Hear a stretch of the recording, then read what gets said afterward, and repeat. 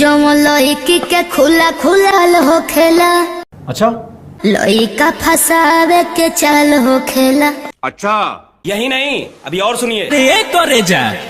ये बिजली कहाँ गिरी हो? दादा के करेजा पे गिरी। तो जी हाँ, नमस्कार दोस्तों। आज के दौर में सोशल मीडिया एक ऐसा प्लेटफॉर्म है मानो जादू की छड़ी है, जिससे आप रातों रात स्टार बन सकते हैं। जैसे में नेपाल की रहने वाली सोम्या पोखरेल खेसारी टैटू के नाम से फेमस हो गई। आपको बता दें कि इसी सोशल मीडिया ने कुछ दिन पहले स्टेशन पे गाना गाने वाली एक महिला रानू मंडल को कहां से कहां तक पहुंचा दिया। उसके बाद इसी सोशल मीडिया ने एक बच्चे का किस्मत चमका दिया। उसने गाना गाया था कि जानू मेरे जाने मन, बचपन का प्यार मेरा भूल नहीं जाना रहे। वो लड़का भी इतना फेमस हुआ कि आप खुद देख सकते हैं कि वो कहां से कहां चला गया, मतलब अपने राज्य के मुख्यमंत्री से भी मिल। उसके बाद इसी सोशल मीडिया ने इन महाशय को ढूंढ लिया जो कि पुदीना बेच रहे थे, और इनका पुदीना इतना फेमस हुआ कि भोजपुरी के पावर स्टार कहे जाने वाले पवन सिंह भी इस पे एल्बम निकाल दिए, जो कि बिलियन में इनका ये गाना चला गया, रिकॉर्ड बना। फिर आए इसी सोशल मीडिया पे ये महाशय जो कि कच्चा बादाम लेकर के आया। इनका कच्चा बादाम इतना चला कि अब पूछिए नहीं। इन सबके जैसे ही यही सोशल मीडिया नेपाल की रहने वाली सोम्या पोखरेल का भी किस्मत चमका दिया, जो कि खेसारी लाल के